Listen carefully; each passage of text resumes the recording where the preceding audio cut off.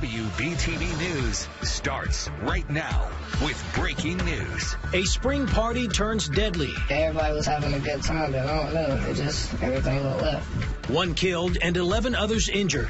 Unfortunately, violent crime came to the countryside here. Tonight, while police search for the shooters, a community is left rattled, looking for answers.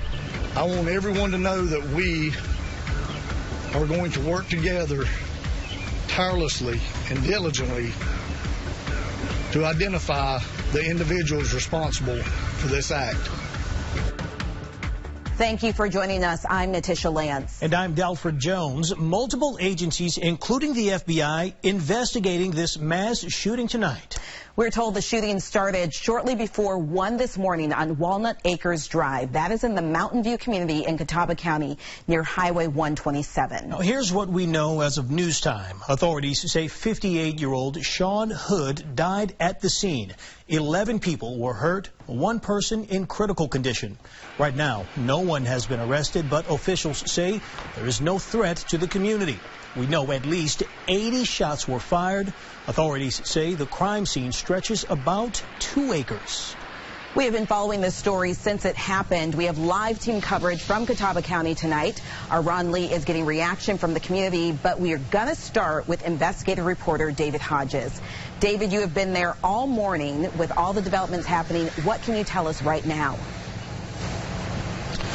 Well, we've gotten some even stranger and more recent updates just in the last couple of hours as law enforcement told us that even before the shooting, they were out here on Walnut Acres Drive earlier in the evening. I'm going to step aside now so our photographer, Zach, can show you the scene that has only grown in scope over the hours and hours that I've been here today. Like you mentioned, the FBI is here, the State Bureau of Investigation, Catawba County Sheriff's Office.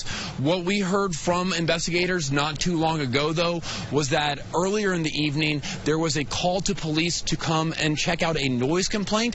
Law enforcement responded. The noise was turned down, but obviously after that things only got worse. I've been speaking with law enforcement, neighbors, listening to police radio traffic, and I even interviewed a young man who was at the party when the shooting took place. It's something he wishes he never had to witness, but likely now will never forget. We've got 1 gunshot wound to the chest. We've got 1 guy with a gunshot wound to the head or neck, and 2 more gunshot wounds. A young man who was at this Saturday night party that erupted in gunfire spoke with WBTV Sunday morning. He didn't want to be identified as law enforcement had not made any arrests at the time we spoke. So what happened last night, man? Well, I really don't know. I was outside in the yard, and I just heard a lot of shots going off. Then people running to the front. I heard a lot of people got shot. You know, I ain't never seen nothing like this. It was like a movie. But I'm just glad I'm alive, and I hope everyone else is all right. And my prayers go out to them and their families. I'm sure it was probably the scariest thing you've ever seen. Yes, sir. It was I've never been in nothing like this. Were you able to escape pretty quickly, or? Yes, sir. We had to stay here with the police, so it was safe when the police came, so we just did what they did and waited it out. And obviously they still got it closed off. I came back to try to get my phone, but I still have to wait because it's still a big, pretty crime. It's a pretty crazy. I never heard anything about it. Sunday afternoon, the Catawba County Sheriff's Office, State Bureau of Investigation, and the FBI said they were still piecing together the crime scene. They interviewed more than 70 witnesses, found more than 80 bullet casings, and were still chasing down leads, hoping to make an arrest or arrests soon. In circumstances where there's a large gathering of people that have come for some common event like a party, nobody lives here, no one's local to here, they all leave. We're trying to track those people down. The witness I interviewed said he was at a pool party when gunfire sent everyone scattering and seeking safety. Everybody was having a good time, but I don't know. It just, everything went left. Do you know anybody who got hurt?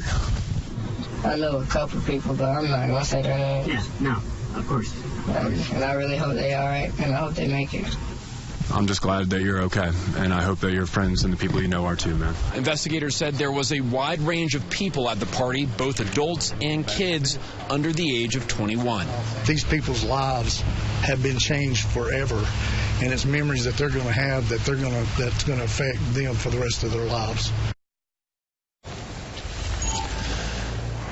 I asked investigators just how frustrating trying to investigate a scene like this was, and they said it's extremely difficult. I mean, this entire street is still a crime scene. I spoke with one neighbor who said he heard cars driving away and gunshots ringing out from them. So this entire area is still a crime scene as they're trying to piece together what happened here and find out who fled the scene that they're interested in tracking down. Reporting live in Catawba County, David Hodges, WBTV, on your side. All right, David, so much information coming in and so much still to learn. Thank you. Well, the shooting has left many in that Mountain View community wondering how something like this could happen in their neighborhood. Many are looking for answers, even as the investigation is just getting started. Our Ron Lee spoke with community leaders and church leaders about the impact for people in the area. A lot of people that I talked to down here are having a difficult time wrapping their heads around exactly what happened on the street just behind me. But for some in the community, it's about the healing and not the hurt. Lord, help us to show the love of Christ to this community. Word of what happened spread very quickly through this tiny community, prompting many to drop to their knees. But it wasn't because of fear. They did it in prayer.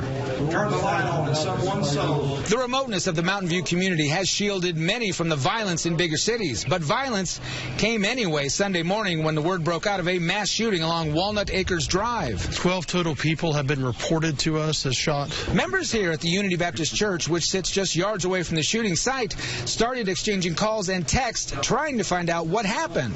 Received the news early this morning of the tragedy that occurred not far from our church. Pastor Eric Blankenship leads a congregation of about 70 people. He's in charge of keeping the faith, even during times it would be easy to lose. And the only way that we could get through this together as a community is to pray for one another. Blankenship says he knows the area well, even ministering to residents along the street before where the shooting happened. I want the families to know that we are praying for them. Many of those families who were close to the shooting scene were rattled. It was crazy. As officials from not only local police departments but federal agencies descended on the area, many homeowners could only sit back and watch, some talking to us only if they didn't appear on camera. Around 1 is when the gunshots started. 10, 15. It was a lot. Many people didn't realize the noise they were hearing were shots being fired. My parents are out of town. They gave me a call and said that knocking you heard was actually gunshots. John Stevens says he moved here from Mexico, which he tells me was dealing with nightly rounds of shootings and gunfire. He said what happened early Sunday morning brought those memories right back. The sound of semi-automatic gunfire was not an unusual sound, you know, so it was something, I mean, it's something I'd heard before. Through all of it, every single person I talked to tells me they were pretty shaken by what happened, understandably. But they also say they're not going anywhere. In Catawba County, I'm Ron Lee, WBTV, on your side. Ron, thank you. The FBI has set up a tip line for anyone who has information on the shooting.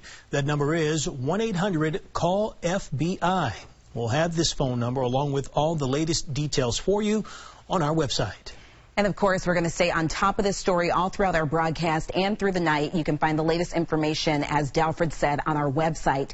And immediately following this newscast, we're going to go live online with even more new information that we are receiving. You can find that wherever you stream. Turning to your weather right now, we already saw some rain this evening, and we're keeping an eye on a chance for more showers tonight. First Alert meteorologist Alicia Wilson is joining us now. Alicia, what's the radar telling you as we speak? Well, we still got those dark, ominous-looking clouds out there as we take a live look now in uptown Charlotte. And we even had a few severe thunderstorm warnings earlier this afternoon. It's been about an hour ago that we had a severe thunderstorm warning for Mecklenburg County, Gaston County, and also Cabarrus County. Those have since been allowed to expire. But just like we told you yesterday, we're going to be watching out for that cold front slowly sliding towards the south and east, and that was going to help to initiate those showers and thunderstorms, and that's what we're currently seeing right now. We could see another strong storm working its way into Chesterfield, but we don't have any active warnings in our area right now. There is a severe thunderstorm warning, though, for the Greenville area. So this is pretty much going to be wrapping up here over the next 2 hours or so. There's still going to be a chance for a few more thunderstorms out here, but the showers will be winding down, and the temperature is dropping into the 60s, even some upper 50s later on tonight. Sunshine heads our way for tomorrow, but some of us will be dealing with some areas of haze due to the smoke from the wildfires in Canada. So just be mindful of that, especially as you go throughout your day for tomorrow. But sunshine returns tomorrow, high of 73 for the mountains, 80 for the foothills, 82 in Charlotte, and some lower 80s for the sandhills. Coming up, we'll have a full look at your 7-day forecast. All right, we'll see you then, Alicia. Thank you. A Monroe police officer released from the hospital after being hurt in a shooting. How fellow officers welcomed her home this afternoon. Plus, we are bringing you the latest updates on the deadly mass shooting in Catawba County. We've been on the scene for hours. We'll be right back with everything we know right now. Plus, we're hearing from state leaders. Now at 6, we're bringing you the latest on a deadly mass shooting overnight in Catawba County. Shots rang out during a house party just before 1 this morning. Multiple agencies are now working to piece together exactly what happened.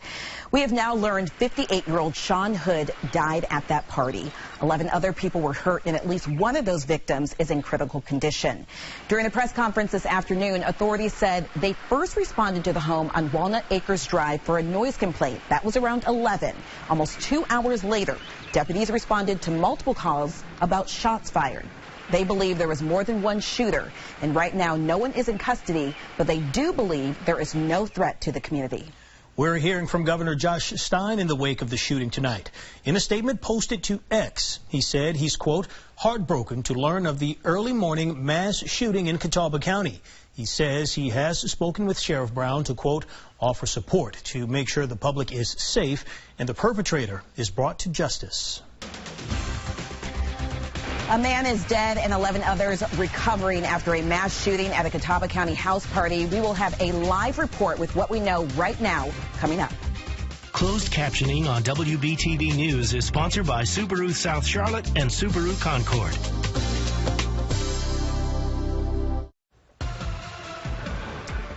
We are staying on top of breaking news in Catawba County. Investigators still on the scene right now looking for any clues after a man was killed during a mass shooting at a house party. Our team has been in the area of Walnut Acres Drive all afternoon. It's where the shooting happened. Investigative reporter David Hodges heard from authorities earlier today and even had a chance to speak to witnesses. David, you are still there at the scene. What have you been able to learn, and also what are you still seeing there? They're still very here and active at this scene. And not to correct you, Dalford, we've been here since this morning all day because that's how long this scene behind us has been unfolding. And I'm going to step aside here so our photographer, Zach, can show our viewers at home exactly how this scene is only growing in scope. We've seen just moments ago, actually, some investigators grabbing some gear out of their trucks, maybe behind one of those trucks there. I'm not sure if you're able to see it at home. We have tents that are now set up because the FBI is here, the State Bureau of Investigation, Catawba County Sheriff's Office, all still working to try and piece together what happened and track down any leads that could lead to arrests. They did say that there is the possibility of multiple shooters. They've interviewed more than 70 witnesses, and literally just now a young woman came by saying that she wanted to get her car because she was at this party last night and it was still stuck down there. So this is going to be an unfolding and evolving scene for quite some time as law enforcement here try and piece this together and find out who was responsible for this tragic event. Reporting live in Catawba County, David Hodges, WBTV, on your side. Just a massive, massive effort there, David, to try to figure this thing out. Thank you. For more information, including the phone number to the FBI tip line, head to our website, WBTV.com. We'll also have more coverage of this developing story online immediately after this newscast. And here's an update for you now at 6. The Monroe police officer who was hurt in a shooting is out of the hospital tonight. What you're seeing here is video posted on social media of officers escorting her home after her release. The officer was shot after 18-year-old Joshua Sykes fled a traffic stop early Saturday morning and then fired shots into her police cruiser. Police eventually shot and killed Sykes in a wooded area. Well, turning now to your weather, we saw heavy downpours this afternoon, and this was video taken from our HD tower cam around 5:30. First Alert meteorologist Alicia Wilson has been keeping an eye on the storms all afternoon. Almost a whiteout there, Alicia, when that rain came pouring down. Absolutely. We had some heavy downpours. We had a severe thunderstorm warning, winds gusting over 60 miles per hour at times, and even a little bit of small hail with that thunderstorm that pushed through. We're still tracking a few storms that are now pushing into the portions of the mountains. So if you're in Ashe, Watauga, Avery counties, that's where you could still be dealing with some thunderstorm activity. We'll keep an eye on this over the next 2 to 3 hours or so, but tomorrow is looking much better. Some sunshine, lower humidity, and also the warm temperatures sticking around. It won't be until the end of the week that we'll still be seeing chances for some scattered showers and thunderstorms. Here's another live look now at uptown Charlotte, where we've got overcast skies and just a few light rain showers out there. No thunderstorms at the moment, but all of the storms that we've had today have all been caused by this cold front slowly sagging towards the south and east here, but it's really starting to get active a little bit farther towards the east once you get into Fayetteville. Let's zoom in a little bit closer here, and you can see how over the past couple of hours here we had a few strong storms to push through Cabarrus County, Gaston County, and of course Mecklenburg County, but still some heavy rainfall and strong storms working their way through Fayetteville now. That's where they have a severe thunderstorm warning. Again, no active warnings for us, and it looks like this activity is going to be winding down here. You'll see that on Futurecast. We'll jump ahead here to 7 o'clock. Still some widely scattered showers, possibly a few thunderstorms are going to be possible here. Around 9 o'clock, though, it's really starting to push farther towards the east and the southeast. It could get one more heavier downpour near Anson County or Rowan County, but the closer we get to midnight, it's really going to be winding down. We'll be clearing out and drying out and seeing a mostly clear sky during the overnight hours. For tomorrow morning, mostly sunny skies headed our way and a pleasant afternoon, but I do want to remind you that we do have a few air quality alerts in our area due to that wildfire smoke that's been riding down on those northerly to northwesterly winds. So we're going to be in the moderate category in Mecklenburg County, also Gaston County, getting into Cleveland County and Lincoln County as far as the air quality goes. So if you are in any of those sensitive groups, you want to make sure that you're taking it easy tomorrow afternoon. High temperatures will continue to warm up as we go throughout the rest of this week, and we're on track to be in store for some warm conditions, very warm conditions, while those below normal temperatures stay out to our west, and we stay well above where we should be for this time of the year, pretty much climbing into the mid to upper 80s almost each day this week. Tomorrow it's lower 80s, but Tuesday, Wednesday, Thursday up to about the upper 80s, around 88 for Thursday. Then, of course, for Friday going into next weekend, we are tracking more chances for showers and thunderstorms.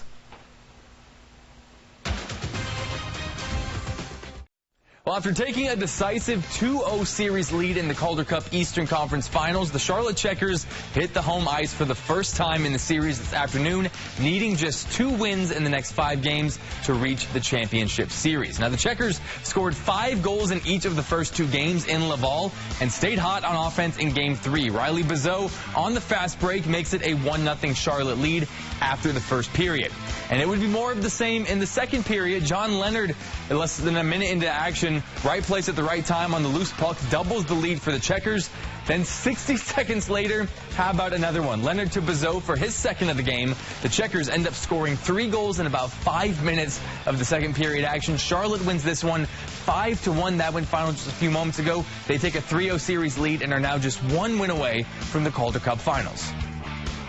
Charlotte FC started the month of May in first place in the Eastern Conference and ended the month in 9th after losing 5 of 7 MLS matches. But the good news is the Crown won 2 of the last 3, including last night's 2-0 win over Toronto. Patrick Agiman says that is exactly what this team needs to turn the page on what has been a brutal month for the club.